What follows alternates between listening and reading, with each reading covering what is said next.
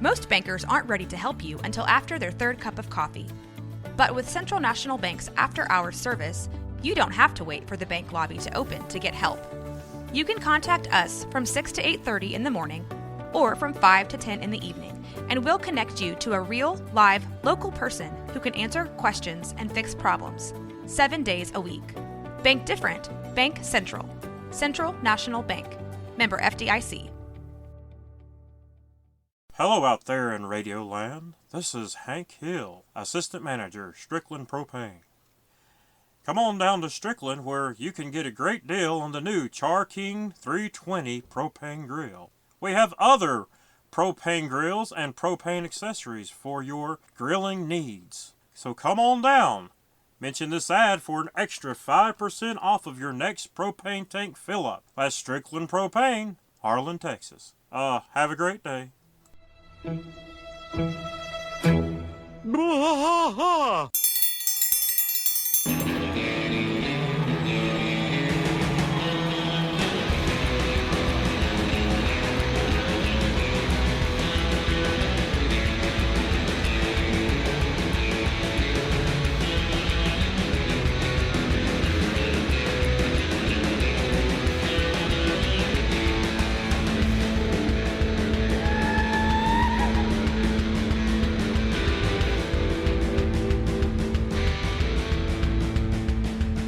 I tried to fight all through the night, deep in the heart of Texas.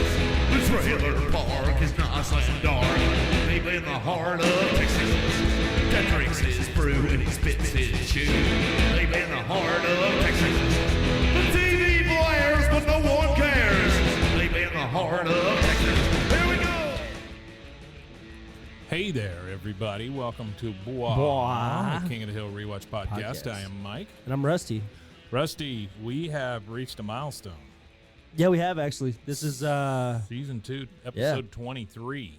We're on the tip top or the rear or the end of whatever you want to call it, the caboose. Is it the tip top or the caboose? I don't know. We're somewhere at the end of season 2 here. Yeah, Man, this is the end of episode season 23. 2. Yeah, the absolute. Well, I guess if you don't count Friday, the next episode you hear will be season 3. Season 3. That's amazing. And I want to kind of address this. A buttload this. of episodes is what that is. Yeah, it's a buttload of episodes for sure. So I want to kind of address this, and I did some research over the week, and in my research, I was looking at other King of the Hill podcasts and kind of seeing where everybody was at. And, sure. I noticed that a lot of them die in this season here. And I know ours isn't. I'm not worried about that. That's not what we're getting at. They call here. it pod fade. Yeah, pod fade. Yep.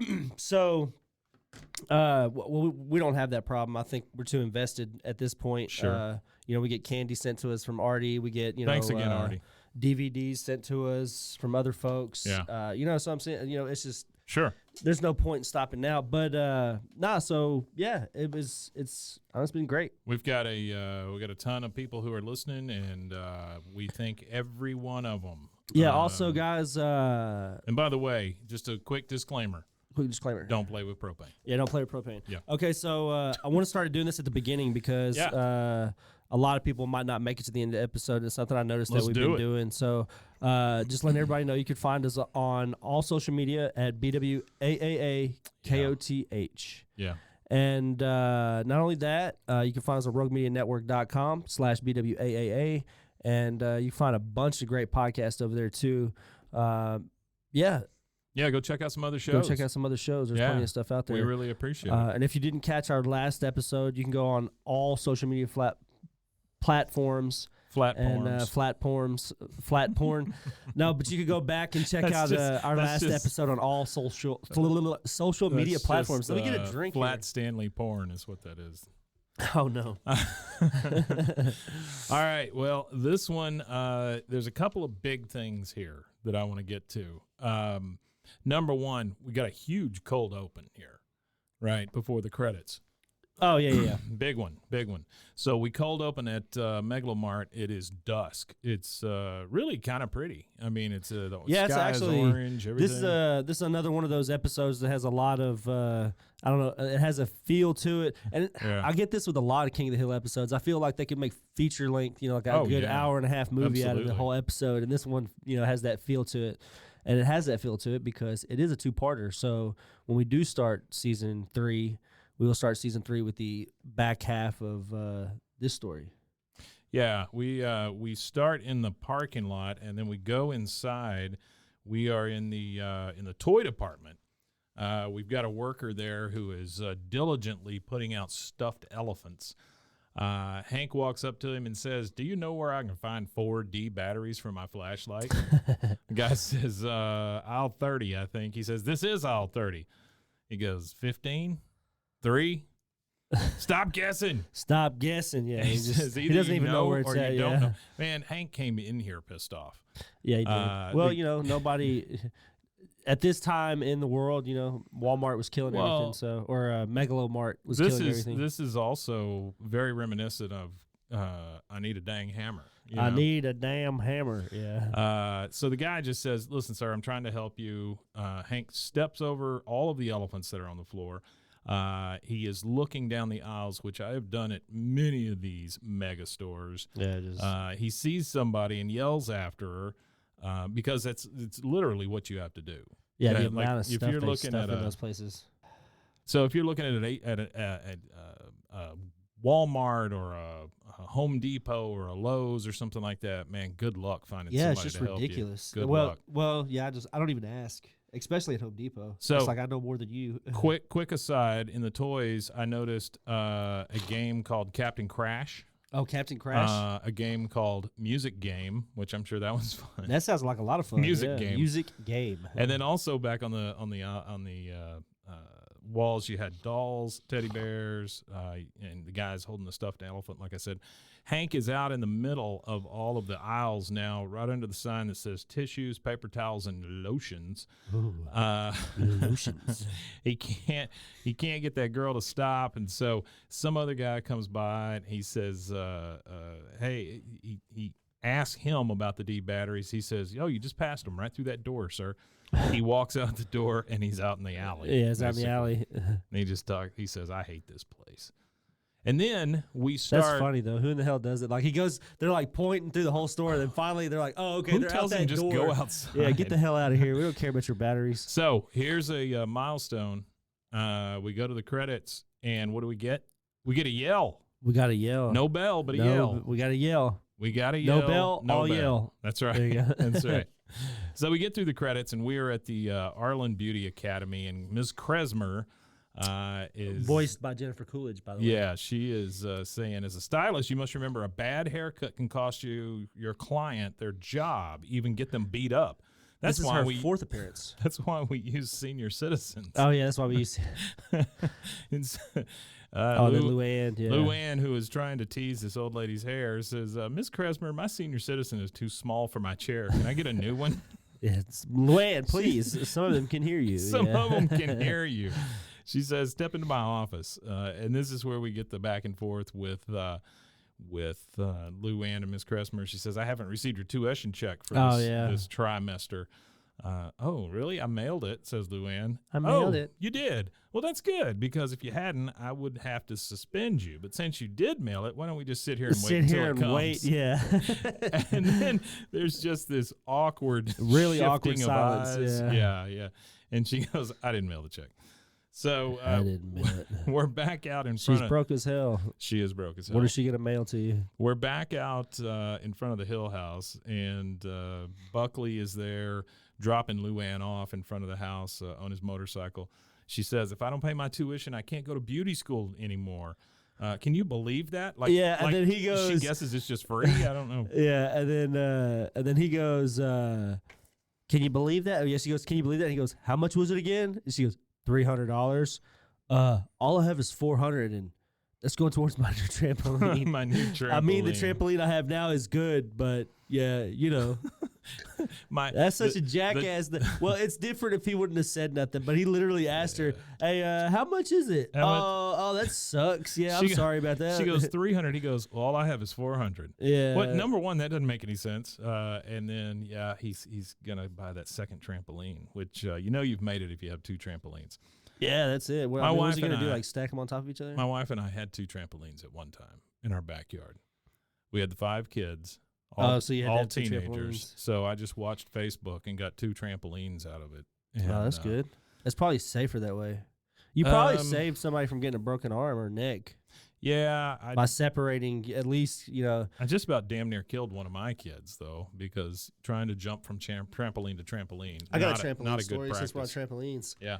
I broke my arm severely when I was 11 years old on a trampoline because of too many people being on it. And you know how they would double jump you, so they would push the trampoline down and it would bounce you up. Mm-hmm. Well, that happened to me, but I was doing a front handspring while I was doing it. So my arms were like this, and then the trampoline rebounds into my arm while I'm going down into it. That'll do it. Full force. Yeah. And my arm was in an S. Oh. Okay, and that's not the natural. No, it's not a natural shape for your arm. And of course, we're broke. We didn't have insurance or nothing. So when we go to the doctor a week later for the swelling to go down, a week later, we go to the doctor a week later. So my arm is in an S shape for a week. So we go to the doctor. That's terrible. The bone specialist says, well, hey, I could just break it right now and reset it for you. And my mom's like, that's what you want to would you offer, like, she was kind of like, would you offer us that if we had insurance? Like, or would you just go straight to the second option? Because the second option was sedating me and figuring out how to pay for that. But we opted to be sedated because I wasn't going to have them. He said, I'll fix it real quick. And it was in like this big S shape. Well, I mean, sometimes that's what they have to do, and I'm assuming they sedated you and then did that. Well, in Vietnam War, maybe like in war, like setting a combat like break. Well, maybe on a farm, a farm, or something like maybe. That, I don't know. Maybe you were on a farm. I was, it was painful. It was a painful. I bet it was painful time. So 11 too. Like it was 11 years old. Like that was really painful for a child to have it to go sounds through. like it shaped you. Yeah, it did. Luann says, "Okay, Buckley, good night." In an S shape, and she kisses him on the cheek. We go back inside, and we've got Hank and Peggy, and this is my favorite scene in the entire show. Okay. Hank and Peggy are sitting there in their TV chairs, watching TV, and she says, "Okay, Hank, try turning it back on." And then you hear the commercial come on and say, "Because feeling fresh is important to women." And Hank's just like, "Whoa, whoa!" And then you hear Bobby in the background, "Dad, can I come back in now?" "Not yet, son. Stay in the kitchen." Then a little time passes, and you're back in there, and Hank says, "Okay, Bobby, you can come back in." And then we get Chuck Mangione, the Mega Lo Mart spokesman, comes on the TV and says, "Your garden will be a horn of plenty with Mega Lo mulch in easy-to-lift 50-pound bags." I don't know how easy that is. Peggy says, "That Chuck Mangione is one class act." Like I think she's like horny for Chuck. Yeah, she might be. She did that. She did that deep. Yeah, Chuck Mangione. He says, and Chuck says, "And now Mega Lo Mart has propane and propane accessories at Mega Lo prices, and it fuels so good." Hank is like, he's really there you go. taken there you go, back. Commercial, buddy. That's a good commercial for you right there. There you fuels go, man. so good. Do that. Do that. Go. Chuck Mangione commercial. Yeah, the Chuck Mangione. Hank says, "Propane at Mega Lo Mart," and Peggy knows. She says, "Bobby, leave the room," and Bobby just dead ass sprints out of the room. Yeah, he knows something bad's happening. Hank is like, "You bastards!" Next day, we're at Strickland. Everybody is all riled up. There's a big meeting. Hank says, all right, everybody settle down. Mega Lo Mart may be selling propane now, but they're in for the fight of their lives. Tell them, Buck. Well, there's no way we can compete with their prices, but Debbie and I stayed late last night, and after that, we came up with a plan. And after that. Yes, we have a plan. He says, yes, we have a plan. Good work, Buck. And Debbie? Yeah. Buck says, we're going to beat Mega Lo by giving them the customer what they can't, the personal touch, a little program I'm going to call Service with a Hug. Yeah, Service with a Hug. He says, you serious? And when Hank is double checking Buck, you know there's an issue. Oh, yeah, absolutely. Definitely. Now, it's a little bit later at Strickland. A customer comes through the door, and Hank says, hi, welcome to Strickland Propane, Service with a Hug. And then the most awkward try at a hug I've ever seen. He puts both Slaps arms his hands out on his shoulders and just touches him on the shoulders and then says, I'm really sorry about that. Now, what can we do for you? Yeah. The guy says, I was just wondering if you honor Mega Lo Mart coupons. Hank says, no, but for pennies more, you can get the same propane and Strickland service. The guy says, how many pennies? He says, several hundred. Customer leaves, and Hank is out the door screaming, I hugged you. Now, we show at Mega Lo Mart. And I want you to see this little picture I drew here. Okay, let's see you this. guys won't be able to see it, but I'll, will. I'll post it on social media. It is the propane tank outside of Mega Lo Mart, and I realize what that looks like at this point. It looks like... Yeah, it doesn't look great. It looks phallic. But it's the big tank that says propane. Yeah. It looks phallic, but it is the propane tank. And it's Bobby and Hank walking into the garden center, I'm assuming, is what it seems like, because it's got the double doors in it, you know? Is this show one big dick joke, though? It kind of is, yeah. Like, it comes to a climax with the explosion of a phallic, a big penis-shaped tank. Yeah. I don't know. And so Hank and Bobby, deep. They walk in. Yeah, it's real deep. They walk into the garden center, and Hank is just being really loud and obnoxious. He says, "Sure, son, the Wagner Char King does cost a little more or less here at Mega Lo Mart. Real weirdly too, just screaming at the top of his damn lungs. But when you buy at Strickland, 135 Los Gatos Road. So that's the first time we find out where the address of. He says, you don't get just a grill, you get a spatula and a friend. A good spatula. Sir, there's no yelling in the Buckley. Propane department. Buckley. Yeah. He says there's no yelling because some of these gases are extremely volubilis. Hank says, well, Buckley, I have a complaint. I'd like to talk circles around the person who runs your propane department. And Buckley just says, hey, they don't want me making keys anymore. Hank says, I don't know whether to laugh or vomit. Laugh or vomit, yeah. This is truly like Hank's worst nightmare. Well, it's like kicking the man in the nuts and then like peeing on him after kicking him in the nuts. Like it's the worst. It's of the pretty worst rough. Things. Yeah, this is it's Hank's, disrespectful. Well, yeah, it is. I feel like Strickland too. Like Buck is. What kind of a human being is he? Buck just kind of gives up here in a minute.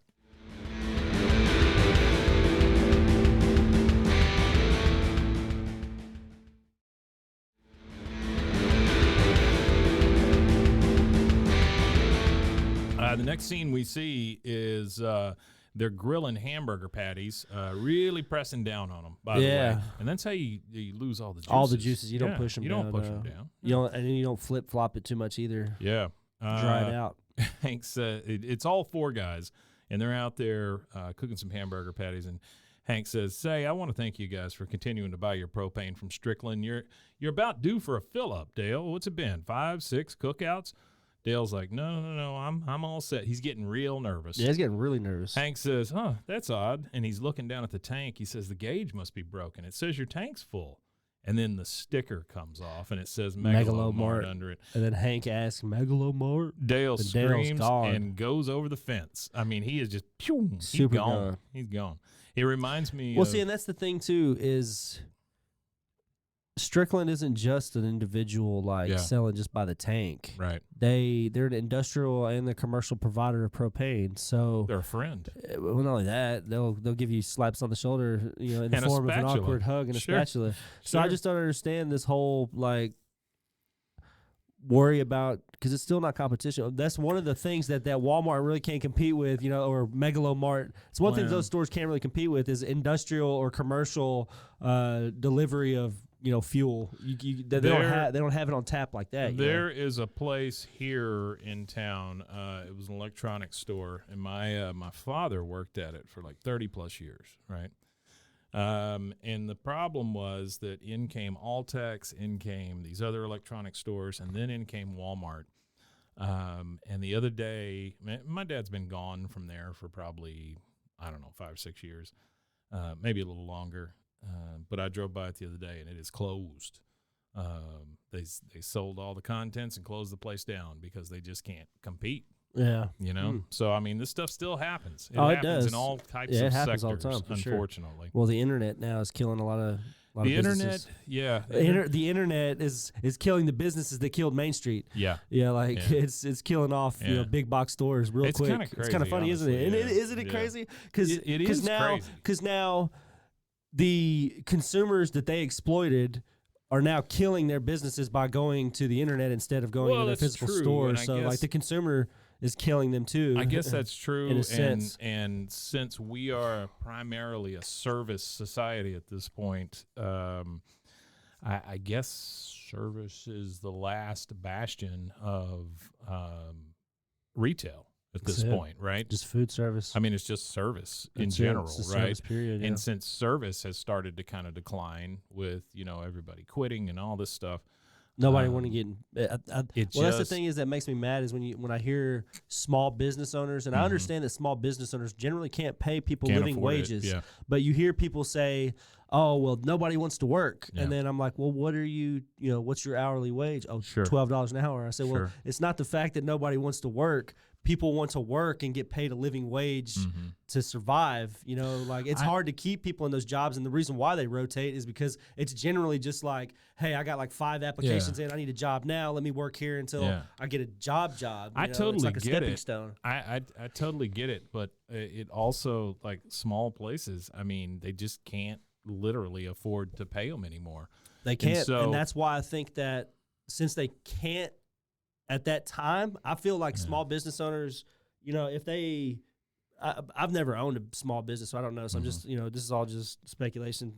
But I feel like you can't pay people a living wage, but like a lot of small business owners that I've come across in life don't treat them like they're not paying them a living wage. They expect like leaps and bounds out of them for just like a small wage, like, hey, manage my whole store for $10 an hour, $12 an hour kind of thing. I mean, small business owners, I think, have a better or can have a better handle on stuff like that, the way they treat people and the way they do business.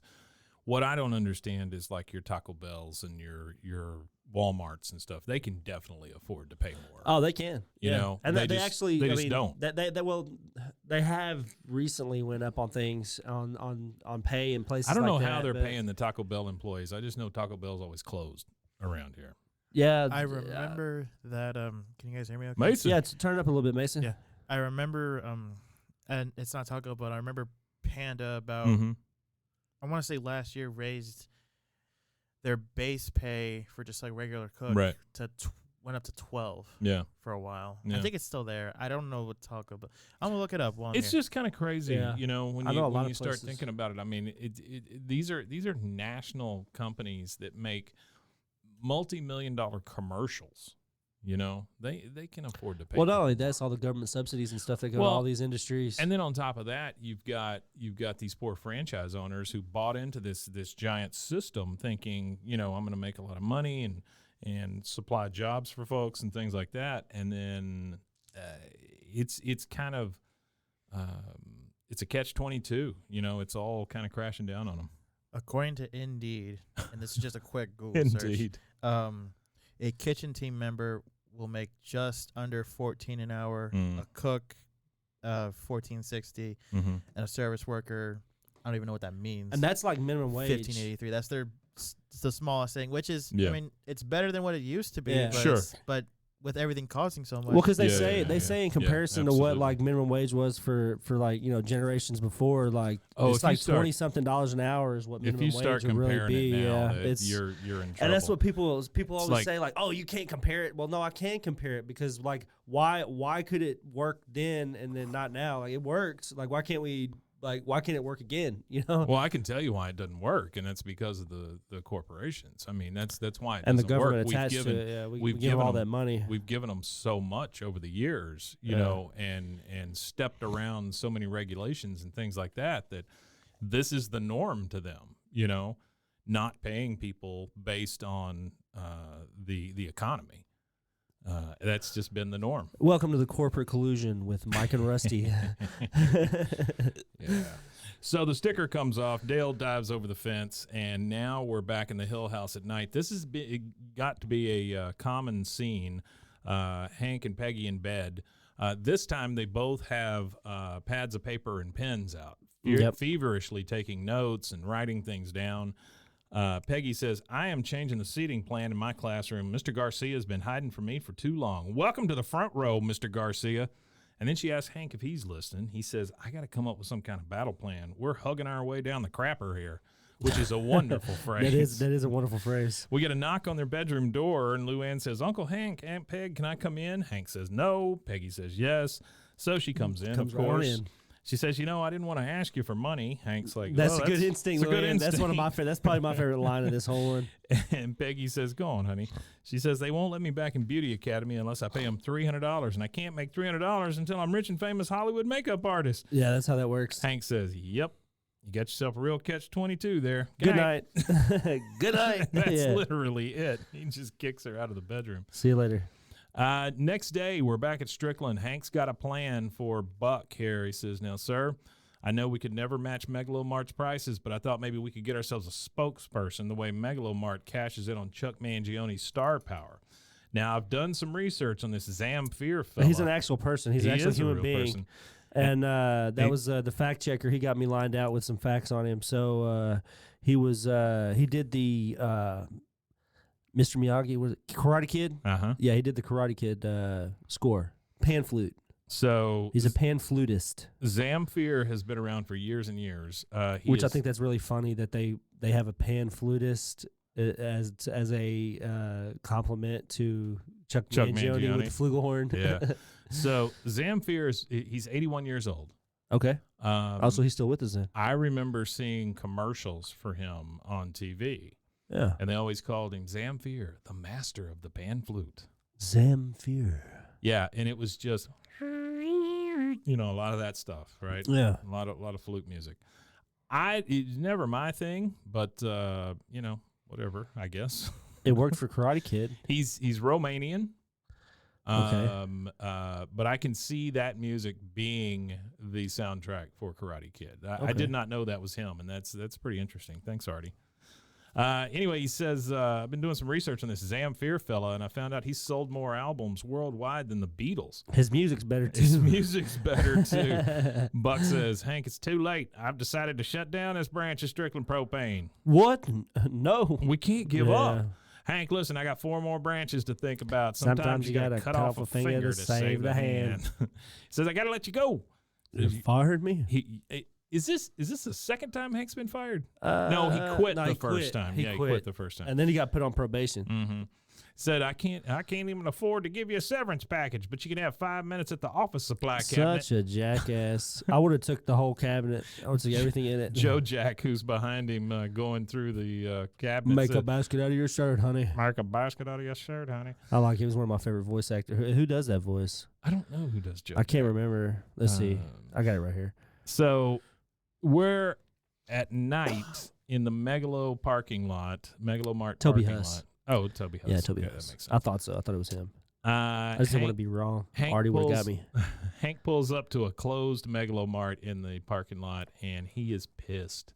Gets out of his truck and just starts chucking batteries. Okay, so when I first saw this scene again, batteries. I couldn't remember what he did. Mm-hmm. I don't remember if he broke something or anything like that. I thought he was going to throw. I thought he was going to start throwing stuff through the door. Mm-hmm. No, he's just chunking D-sized batteries at him. He says, "Take your damn batteries back. Take them back, bastards. I don't want them. You can have them." And then he's chunking them. He just realizes he's like, I'm still throwing batteries. He's like, damn, that's a lot of batteries for $4. Boy, you get a lot of batteries for $4, bastards. So next thing, we are at home. And he's pouring some thick ketchup. He is pouring out everything down the drain. That is the biggest damn ketchup bottle I've ever seen. He is pouring ketchup down the drain. Well, that's why everybody in that house is portly, because ketchup is super a lot of sugary. Sugar. Yeah, it's got a lot of sugar. Has hardly any tomatoes and a lot of sugar. Yeah, a lot of sugar. Bobby comes in and says, "Dad, what about this big box of tissues?" He says, "Is it from Mega Lo Mart?" "No, but it was touching something that is." Throw it out. Throw the whole house away. Peggy, who looks about as frazzled as I've ever seen her, says, "Well, folks, there's no chance in hell we're going to lose this house because I've spent a lot of time thinking and preparing us for this exact moment." You what? Hank's like, "What?" Hank, she says, I married you for better or for worse. So during the better, I planned for the worse. I saved all our old curtains so that I could make some clothes for Bobby. We will grow our own vegetables, and we'll eat carrots for dessert. And Bobby is looks just like, pissed. I thought you said we were going to be okay. He doesn't look good. She says, from now on, I'll be the breadwinner of this house. Not that you're the bread loser. Hank looks But it's pissed. funny, though. Like, that is a kick. That is almost worse than not saying anything at all. Yeah. Like, you might as well just Well, that's not even Peggy. say it. But that's definitely Peggy. Yeah, that's a she's really worse asshole thing to say. Well, you're not the bread loser either, though, you know? So don't think I'm calling you the bread loser. Peggy is definitely always man, should have just Peggy. said nothing person. She says we're all winners here. As big as her foot is, I'm surprised it fits in her mouth. It fits in her mouth a lot. You're right. Then we hear a bunch of Spanish music playing. Hank, Bobby, and Luann are watching TV. Yeah, was the Pope holding that gun? Hank's got the paper out, and he's looking through what we're assuming are the want ads. And he does. He asks them, he says, why is the Pope holding that gun? And Luann says, that is not the Pope. It's Monsignor Martinez. And then we hear Vaya con Dios with the gun firing. Hank finds an ad in the paper. He says, wanted one hardworking man to replace 4 who weren't. And he says, stop looking. You found him. It's not great, though. No, not great at all. Not great. So now, not great at all. Now we're at the Motel Arlen. The L has fallen off the sign. It's looking rough. Yeah, and we see about 7 people in a room, 2 guys up front, bunch of boxes behind them. They do have this big sign up with a dollar sign and a mark through it, which I don't know what that means. I don't know what that means either. What do they call this? Like mid-level, like something this marketing? Is multi-level marketing, so which is just a scam. Multi-level marketing or pyramid scheme or whatever you want to call it. Yeah. Basically, the only people that get rich off that are the first ones. Yeah. And then you're supposed to, sell knives to your friends, your neighbors, your family, and then they're supposed to get their friends and neighbors and family and all of this stuff until there's nobody left. So everybody's selling knives. When this is a warning from me to anybody who's listening. If you hear anybody talk about Cutco, downline, upline, Cutco. How about this? If you're invited to a motel room, and they have boxes of knives, or a motel conference, center. Or a motel conference center, which I did write down that they have the striped wallpaper in there. The old 80s, the old 80s striped wallpaper. So you got these 2 guys up front, and he says, you'll notice that the door on the left is open, and if you're not interested in making money, I want you to walk out that door because this is not for you. Have you ever participated in anything like this ever? Oh, yeah. Yeah, absolutely. So been to a lot of, like, timeshares, things like that. I've seen timeshares, right? Yeah, I've seen the timeshare thing. Same kind of thing. You get they've got one big winner who wins a TV or something, and then everybody Isn't it else. timeshare where you pay like $10,000 a year to sleep somewhere for like a week? Yeah. Everybody else gets a box of knives or whatever. So one of my favorite movies, Glengarry Glen Ross. Glen Ross. That's what it is. This guy here just said. Yeah, it's based on one of our super fans, Seth. It's based on a David Mamet play, and it is just all dialogue. But one of the things they talk about is, somebody's going to win a Cadillac.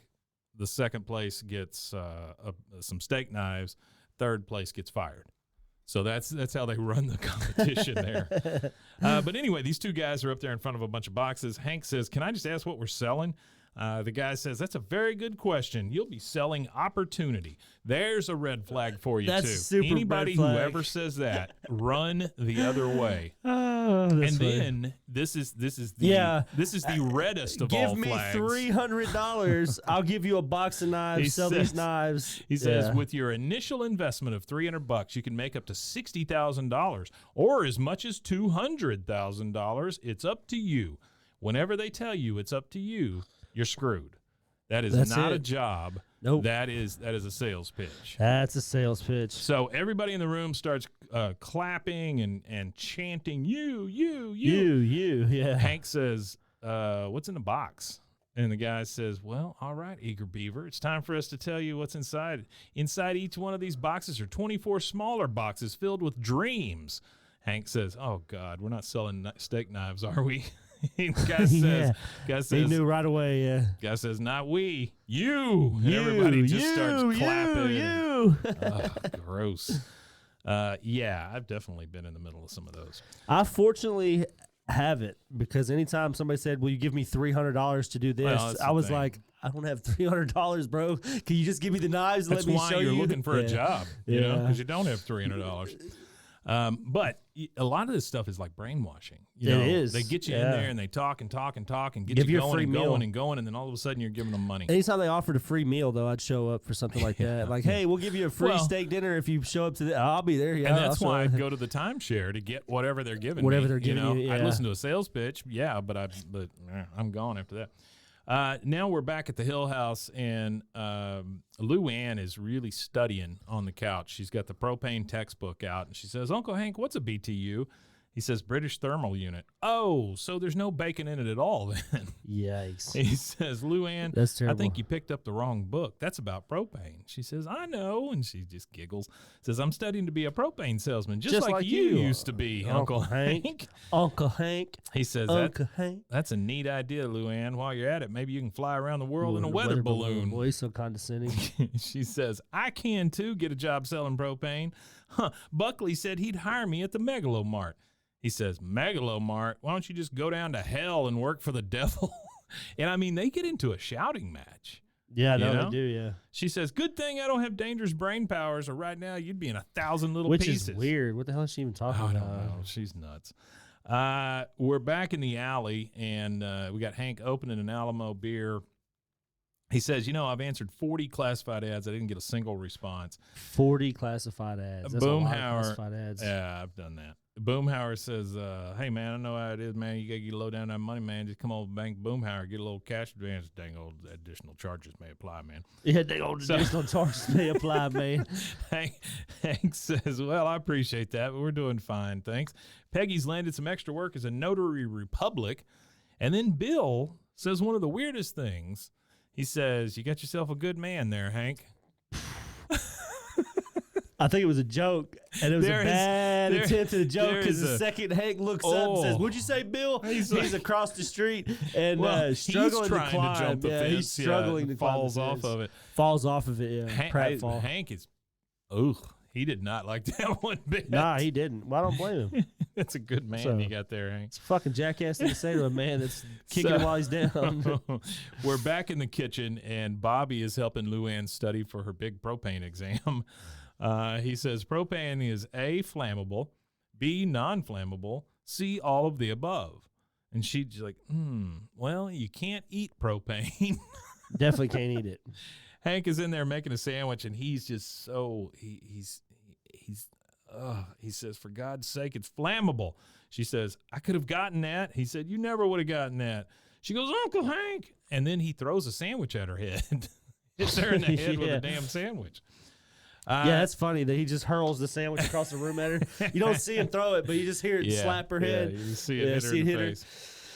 So, you know what? I was kind of disgusted about that sandwich. Yeah. There was no sauce on that sandwich. He was eating a dry. I thought it was a lot of mayonnaise. I thought he was putting mayonnaise on it. Yeah, but when it hit her Yeah, but face, think there was no about it. mayonnaise on her face. So Think it was about a it. dry He threw sandwich. everything out. You know?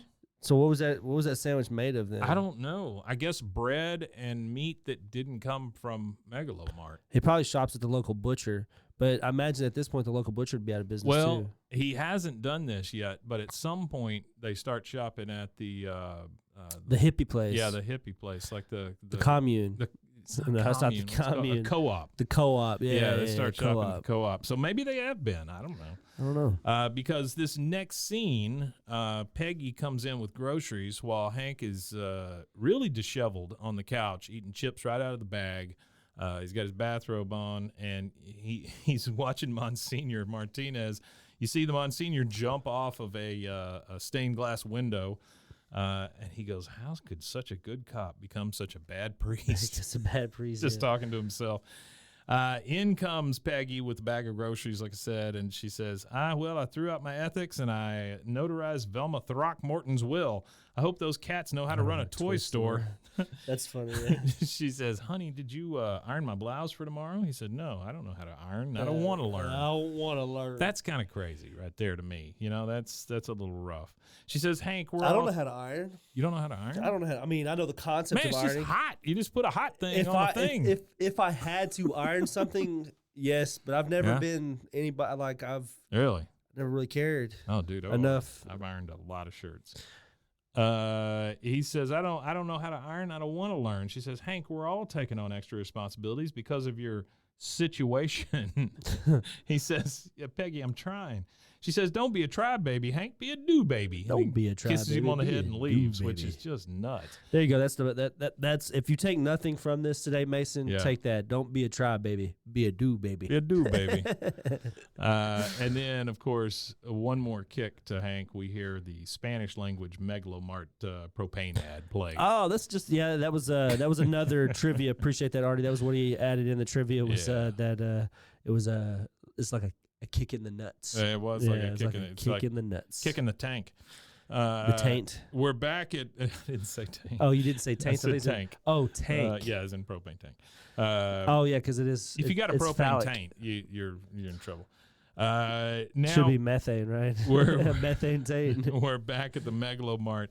Luann is like, here she goes. She's going to go interview for a job, and she's talking to herself as she's walking through the store. Come on, Luann. No job, no Hollywood. You can do this. Remember, BTU, British Thermal Unit, no bacon. BTU, no bacon. Yeah, she comes across Buckley. Hey, she says, I'm ready for the test, Buckley. I just pushed everything out of my head except propane. Well, you know, and how to get here. You don't have to take the test now. I gave the job to somebody else. He has, I don't understand Buckley. Like, I get that he's just this kid, right? But he's just a total friggin' idiot. And he has no emotions, really. He has the only time we've ever seen him get upset is when her mom crawled all over him. That's it. Yeah, he doesn't ever get upset. He's just like delivering this news to her. You don't have to take the test now. I gave it to somebody else. Well, she ought to be mad at Buckley, not at who we find out took the job. Yeah. She turns, and there's Hank in his little red vest with his name tag, and she screams. It looks, I don't know, this for me, I kind of teared up for Hank here. You know, I kind of pulled at the heartstrings a little bit. I kind of felt bad for him. Yeah, it's tough seeing Hank like that because, you know, that's a low point for Hank. He had no choice. That's a Mm-hmm. very low point for Hank because Hank despises the entire concept of something destroying Main Street. Well, you know, you go into like a Home Depot or something, and you see these guys, and like when you talk to them, they are Hank. They have like some of these guys have run businesses for years. I owned a hardware store for 30 years, and now I'm here at Home Depot shucking nails. Well, not only that, they're working, you know, all the hours, all the stuff, you know. Stuff that they, you know, generally wouldn't have had to do if they were running their own business. They'd be able to work regular business hours. Yeah. I mean, especially when you're running a type of store like a hardware store, you know, you're open from this time to this time. You know, there's not much you do besides inventory maybe when you're closed. I think about like the Ace Hardware guys, you know, I think that's one step away from going to a Home Depot. You know what I mean? Oh, Ace, it is. Yeah, like an Ace Hardware, or whatever. I wouldn't be surprised if they like merged with one of the big major hardware stores. Yeah, you do kind of feel like that's the next thing for them. Actually, because when I go in there, I got a story for you about hardware stores. Yeah. My grandpa, he's past since, but he retired to Yorkshire in England, and he bought a 17th century village home, like the house was in this what they call Cragvale Village, and it's like a real country area. Like if it snows, like he has to buy food for like a month at a time, kind of thing. When he was living out there, well, he would go to town and he would go to this hardware store, and they would never have what he needed, and it would always be, I'll get you what you need, but it's going to take me a week. It'll take me 2 weeks to get you what you need. So he goes in, finds a need for something, and starts agricultural store. He starts his own store, his own ag store. Buys that guy out, sells him out of business, starts this department like Home Depot type size store, and then they ended up opening I think like 2 or 3 of them, and I thought that my grandpa participated in, but he did it. He was like grassroots. He did it on his own. He just saw a need for it, and he knew how to finance it. And he knew how to get it set up and how to do it all because he'd been owning a businesses. He actually borrowed $200 from my grandmother's mother to start drafting. He did drafting and stuff for businesses or for designs and stuff for trains. He's got train designs in the Manchester Train Museum, like designs that he created. Yeah. And so I thought that was pretty. That's awesome. It was a relatable story to what we were talking about. I feel related to you. Yeah. So that is a commercial. Dad? That's a commercial break, and we're going to take one real quick, and we'll be right back.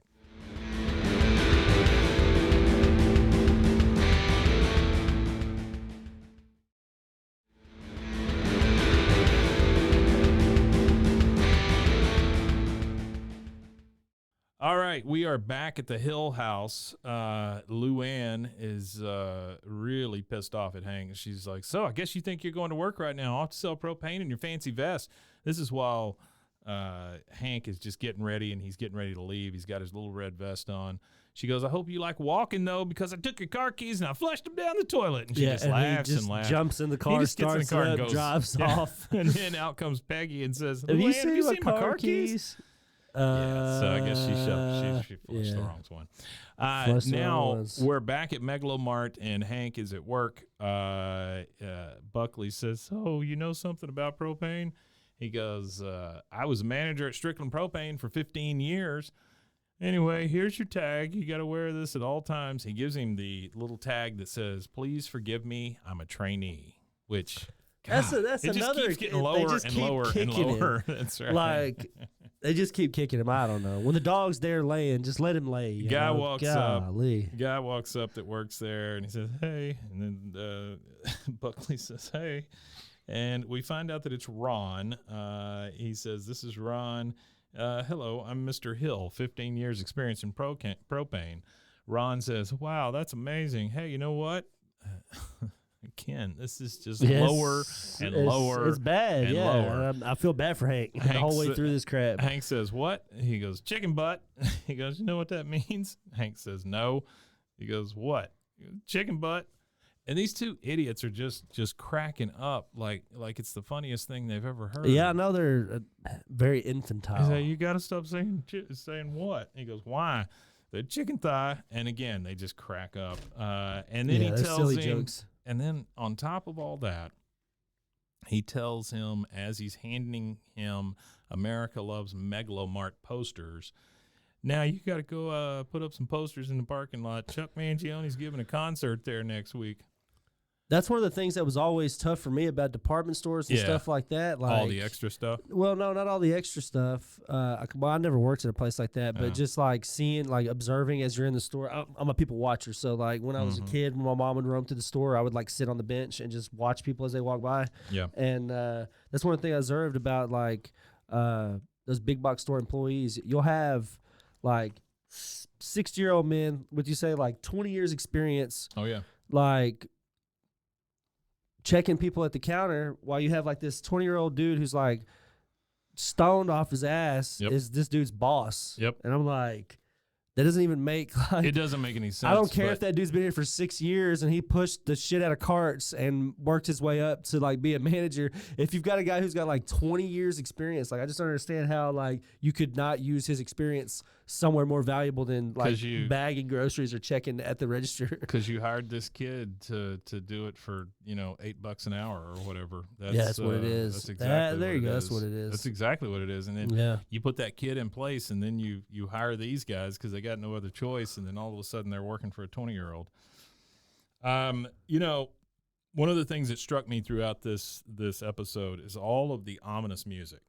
Yeah, the music's pretty crazy. Right I thought now, the score was crazy on this episode. Yeah, right now we're back at the dinner table at the Hills, and even though they're just sitting there eating, talking about Mega Lo Mart, there's still ominous music playing. It's Bobby says, "Dad, I thought you hated Mega Lo Mart." He says, I do, son, I do indeed." He said, "But you're working there." He goes, "Yeah, that's right." "Are you still married to Mom?" Yeah. He says, "Bobby, of course I am." And then Peggy is, "It's true, Bobby, he is." She says, "Hank, I think you should be happy about your new job. You get to wear that smart little uniform, and with the trainee badge, you can make all kinds of mistakes. It's like a get-out-of-jail-free card." He says, well, now I feel great, Peggy. Thanks very much. Let's all go dancing. What do you say? And then he gets up and storms away from the dinner table. She says, well, forgive me, Hank. I'm doing the best I can. You've never failed before, and I don't know how to pity you without offending you. Yeah, that's funny. I don't know how to pity you. And then Bobby is the only one left there, and he says, I guess this means we're not going dancing. Great joke. We're back in the garage, and Hank is coming out there. Luann is in her manger baby's booth. And he says, hey, Luann, listen, I'm sorry I took that job you wanted, but you have to. And she goes, sorry, can't talk right now. I'm in the middle of a rehearsal. And then she starts talking as the manger babies. I'm Sir Reginald Featherbottom III, and my boyfriend's going to give me a job at Mega Lo Mart. Hee-haw. And then the penguin. What's the penguin's name? Oh, shit. I don't remember what the penguin's name is. Penguin says, no, he's not. I'm going to make it and give it to me and ruin your life forever. Oh, no, wait. That is the donkey saying that. Because he says hee-haw. Yeah, he says hee-haw. And then Hank says Luann, and she just goes, hee-haw, hee-haw, hee-haw. That's her way of getting out of the conversation.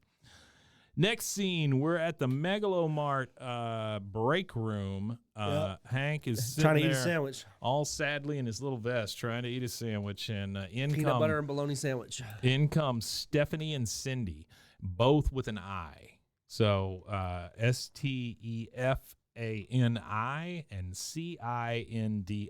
Are you sure it was a Y-N-D-I? Nope, it's an I. Okay. She said they both come in kind of giggling, and you work with Ron and Buckley in the propane department, right? He goes, well, I work in the propane department while Buckley and Ron watch me. And then they're just going back and forth. She said, could you find out if Ron likes Stephanie? And Cindy, shut up. And it's just this giggle match the whole time. Yeah, giggle fest. Bunch of because bullshit. She wants to stand next to him during the Chuck Mangione concert. Yeah. This is like the biggest thing. Stephanie, of course, says, shut up. Hank is like, well, I think I'll go and try to find the grown-up break room, ladies. And then she says, I think that old guy likes you. And it's Cindy talking to Stephanie. And Stephanie goes, shut up. So that again, about as far down as Hank can get. Yeah, he's all the way down right now. And now, one more rung. He is there blowing up Chuck Mangione balloons for the big concert. Old man comes in and just pops it. Hank is basically the greeter at this point. Yeah, I don't know what. Like, I don't understand how you go from propane to greeting. He goes, "Hello, America loves Mega Lo Mart," and then, like you say, the old man just busts the balloon. Yeah, pops it with his key. Jackass. Up comes Mark McJimsey. All right, hold on. We're going to pause here for a second. Yeah. So Mark McJimsey is voiced by Jim Cummings. You know who Jim Cummings is, I do right? not. Jim Cummings is a super famous voice actor. Oh, yeah? I want to say the most popular voice that he does. Commercials? Doublemint, no. No, I want to say the most famous voice that he is probably known for would be, let's see, probably Winnie the Pooh. He's been Winnie the Pooh since 1988. Really? Yep. He also he was an understudy for the guy who did Tigger, and overtook the guy and fully replaced the guy who did Tigger, in the 2000s. So he was a Tigger understudy and took over for Tigger in the 2000s. Good for him. That's great. And he voiced Taz in the Tasmania movie. Hey, wait a minute. Wait. What do you got to do to voice Taz? You just, I mean, is that it? Is that the whole thing? I think so. I'd imagine, but it's still hard. You got. I did it. It's got to have a certain sound. Can't you just replay that every time? I guess so. I guess you probably could. Yeah, probably to justify the purchase of the actor, you gotta make him do it like every single time. Well, I guess if it was a Taz, you said it was a Taz movie. Yeah, called Tasmania. So maybe he talked. It was an animated series. It was from 91 to 95. No, he does talk in there. He does talk. He doesn't just. He does actually talk. He also did the voice of Scar in The Lion King. Okay. There was actor Jeremy Irons. He's the voice of Scar. He developed vocal problems during the recording of the song "Be Prepared." So that in essence, to save his voice, they let him go back to just doing the voice acting for the movie. And Jim Cummings came in and sang the rest of it out. He sang that part and Ed the Hyena. I wanna get to the point. That's kind of funny. I want to get to the point in my life when somebody comes in and stunt sings for me. You know? Oh, he did Cat on Cat Dog, Dr. Robotnik. He didn't do the dog. He just did the cat. He just did. They were connected. They were connected. Yeah. He just did the cat though. He did Caw, the snake. Oh.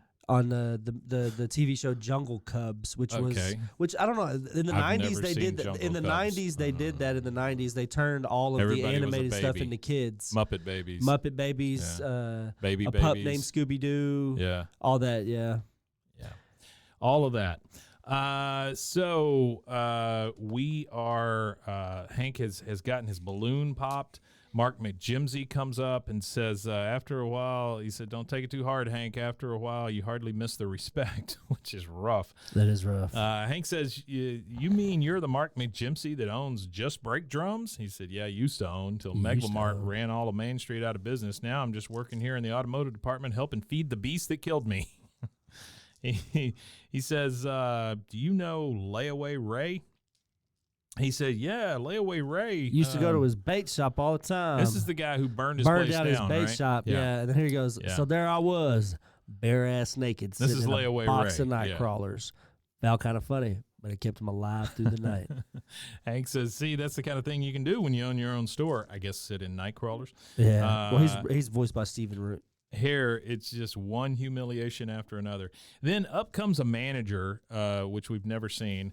And the guy says, I've been meaning to tell. He says, all right, break it up, back to work. And he goes, where's your trainee tag? Layaway Ray says, I won't wear it. I've had 20 years experience, and I'm not going to take this. And Hank says, and neither are we. And the guy says, well, I guess I'll just have to fire you then. And then Damn. Here comes the ominous music, and everybody puts their badge on. Do-do-do. So now we are outside of Mega Lo Mart. Hank is with the other guys that he's met there, and he says, so what do you think? Layaway Ray's like, I don't know, Hank. You're talking about an act of open rebellion.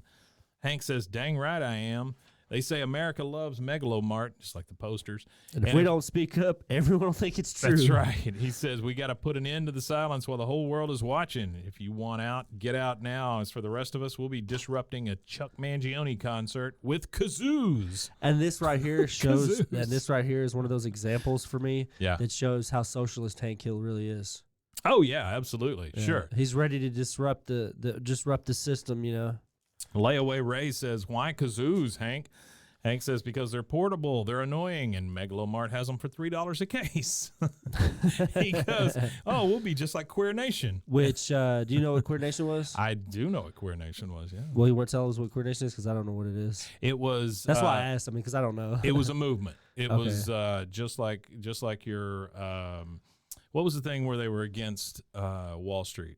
The Occupy Wall Street? Yeah, it was just like Occupy Wall Street or something like that, but it was more of a queer-friendly type movement, you know. Oh, okay. Yeah. Oh, yeah, so it says here militant protest styles, protest I don't know banners. if it's militant, well, but that's what it says here. Yeah, I got Such you. as protest banners to combat, combat homophobia and promote LGBTQ visibility. Right. Okay. Right. And so they said, go ahead, Mason. Was that where we're here, where queer came from? Absolutely. Yeah. Absolutely. Yeah, I think so. And so he goes, we'll be just like Queer Nation. And the other guy goes, or the Boston Tea Party. And everybody goes, yeah, the Boston Tea Party. Now we are back in the Hill garage. And Luann comes up to Hank, who is just kind of sitting at a table fondling kazoos, which is kind of weird. Really weird. She says, Uncle Hank, he Don't says, hum. Yes. He goes, I had a lot of time to think while I was unflushing Peggy's keys, and I'd like you to know that I'm not mad at you anymore for taking my job. Hank says, well, I was the better candidate. She goes, oh, sure. Can you give me a ride to Mega Lo Mart in the morning? I'm going to break up with Buckley. As of tomorrow, your boss is no longer my boyfriend. So at least when she thought about it, she got mad at Buckley. Well, she should have got mad at Buckley. He's the one that was one that told her he would hire her, and then Hank walks in and gets the job instead. Well, she should have got mad at Buckley, but she didn't at first. It took her a while to think about it. Now we're in the Mega Lo Mart parking lot. It's all set up for the Chuck concert. There's a line of people waiting for tickets, which is weird to me because the concert is just out in the open. So, I mean, is somebody working security at this thing? Somebody is like taking tickets and stuff? I don't really understand how this works. Yeah. I think we missed a scene. Did we talk about the scene where he was dragging the tank? Well, Buckley was dragging the tank? We hadn't gotten there yet. Okay, I didn't think we'd gotten there yet. Yeah, but we're getting there. I didn't think it was there yet. And so Hank and Bobby and Luann and Peggy all pull up in the car, and Hank says, "Why don't you get us a spot, Peggy? I got a little business to take care of." Peggy, who does often know more than she gives away. She does. She's suspicious of the kazoos. She said, "I saw them." Yeah, she says, "I saw your bag of kazoos. I put 2 and 2 together. After 15 years of teaching, I know a mutiny when I see one." He says, "Don't try to stop me, Peggy." She says, "Hank, remember, honey, to hum, not blow. If you blow, it tears the wax paper." And this shows how she will go down with Hank in a fight. Easy. She will go down swinging with Hank every time. But see, that's the thing is I had no clue what the wax paper thing is. Yeah. So there's a thing called a Jew's harp. Oh, hold on. And we did miss the. Did we? No, I don't think we did. No, we hadn't gone in yet. So there's a thing called a Jew's harp. There's also, if you want to hum with we missed it. It says right here, Buckley, what the hell are you doing? You never ever want to put stress on the valve. You'll cause a gas leak. That was way back there, right before the trainees thing. Okay. But you don't want to drag a gas tank by the valve ever because it'll cause leaks. There we go. So Hank does get a little upset about that earlier. But the thing about the wax paper is you put wax paper over a comb or a Jew's harp or something like that, and it helps with the humming because of the vibrations. So she's saying with the wax paper on the kazoos that you want to hum, not blow, because it tears the wax paper. The wax paper, which I never knew that they had wax paper inside of them. No, they don't. They don't. People use it in conjunction with it to make it sound to enhance it. Okay. Yeah. So we see the guys again, and Layaway Ray asks Hank, "Where's your kazoo?" He says, "I got something bigger in store for Mr. Charles Mangione." And then he goes in the back door of the loading dock, which is really ominous, right? We're thinking that Hank might really be up to something. Yeah, here. It looks super suspicious. Yeah. Like, you don't know what's going on now. Yeah, and now we're inside Mega Lo Mart, and Luann is breaking up with Buckley. She says, "I'm breaking up with you. You know why?" He says, "Chicken thigh." She says, "Don't make this any harder than it already is." And then we see all the security guards walking Chuck to his to the stage. Yeah, go to the stage. We first saw Chuck in his dressing room, or what we thought was his dressing room. He's got a cape on. He's got his bald head. Then he puts his big hat on and then walks out, and he's ready to go to the stage, and these guys are going to take him. But we also see that that's just in the middle of the Mega Lo Mart. It's not really a dressing room at all. Yeah, it's just out in the middle where the furniture is. These guys are walking him to the stage. Probably near where he sleeps. Oh, yeah. Yeah. Yeah, later. The broke Chuck Mangione sleeping in Mega Lo Mart in Arlen, of all places. These guys are walking Chuck to the stage. He gets up there. We see Hank in the back room. He pulls out an air horn. Now we know that it's not a gun or whatever, right? It's just a big air horn he's gonna blow during the Chuck Mangione thing, and we hear the gas hissing. You can hear that or whatever, right? And then Chuck is on stage. The audience is cheering. Chuck says, "How are you, Arlen? Are you ready to soft rock?" I love that. Are you ready to soft rock? And then he goes to blow his trumpet or his flugelhorn, and you hear, and then you hear the kazoos buzzing, and the crowd is just exclaiming because a banner drops down and says, "Mega Lo Mart destroys small business." Is this their new slogan? Well, that's Bill. He looks up at it and goes, "Is this their new slogan?" And this is when Hank finally hears the hissing. He smells the gas leak, and he says, "Oh no!" And then we see the store start to blow up. And I mean, it's explosion after explosion after explosion. I don't know what all blew up in that place, but it was boom, because there were several tanks in there. Well, the smaller tanks too. But then the big thing was outside. Yeah, so but I guess maybe it blew up and then hit the tank or hit the storage outside. I've got a little science for you on propane please. tanks. So I could use a little propane tank is flammable, But explosions like that, super rare. So you have what you call a BLEVE, which is the boiling liquid expansion vapor explosion. So the only time you get one of those vapor explosions like that is when the amount of pressure in the tank exceeds the amount of pressure that it can safely vent. Right. So they vent a certain amount, so that's like a safety measure to prevent overfilling. They vent a certain amount out, and they smell that way. Because that's put in by us. Yeah. So for so example, that we can actually smell it. A propane tank is bound to explode if the tank is under constant high heat for several minutes, which causes the propane molecules to expand. When the molecules expand, they break out of the tank. That's how you do that. So one possible explanation for this particular explosion is that there was an open flame or some point of ignition that caused, and there was enough propane inside of the store to cause an actual inferno. So there has to be like enough propane to have leaked in the store combined with an ignition to cause an explosion. Yeah. Wow. I don't know what happened then. Yeah. I'm not sure. I don't know if just a leaky tank would do that. But anyway, the store blows up. We see Peggy outside. She's been sitting there waiting for the concert. She screams Hank. Bill screams Chuck. And then the other worker screams that Buckley and Luann are in there. And then we get our last scene, basically, which is Boomhauer at a payphone, which gives you kind of a time. Yeah. He goes, payphones don't exist anymore. He said, hey, man, it's 911 on dang old Mega Lo Mart, man. It's gone boom and fire in there, and that gum blowed everywhere, man. I just don't know. Some man run out of there. I don't know if Chuck Mangione is going to be coming out of here. Yeah. And the woman on the phone says, sir, you're going to have to speak more slowly. I can't understand you.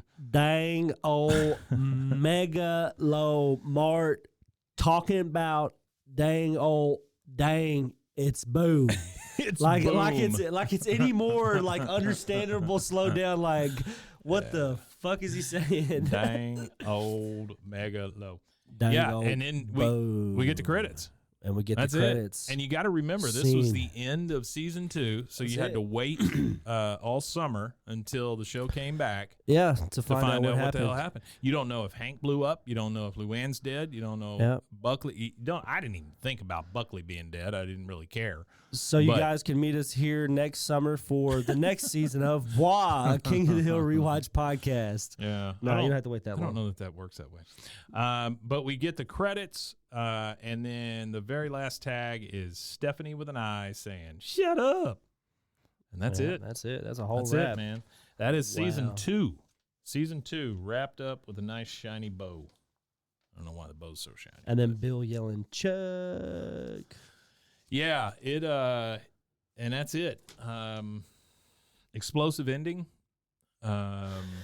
Very explosive ending, and it's a cliffhanger, so it leaves you something to simmer and sit down and think about. It's not a normal thing for a King of the Hill episode. No, so at this point, blindly not knowing, because I mean, of course, we already know what happens. So blindly not knowing, it appears that Hank could be dead.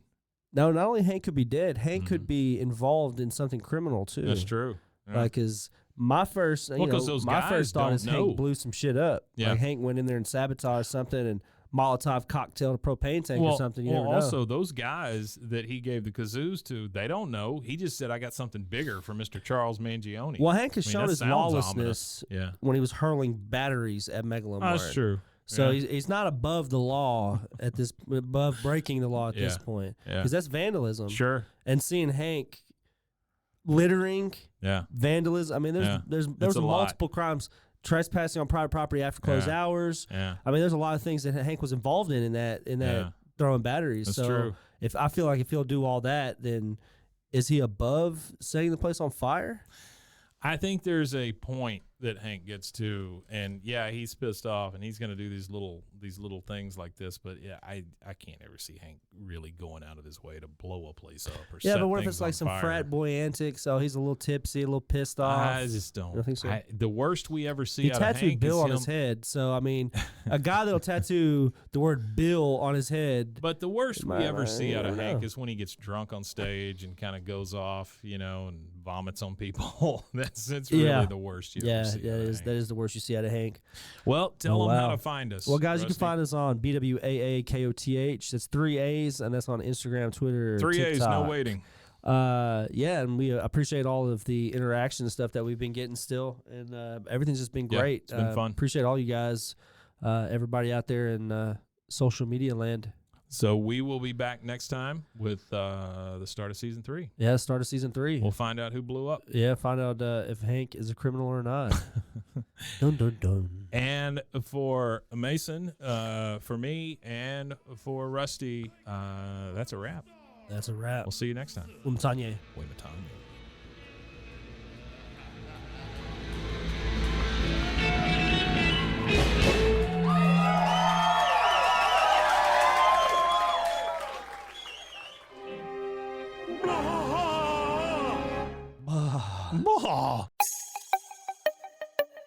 This has been a Rogue Media podcast.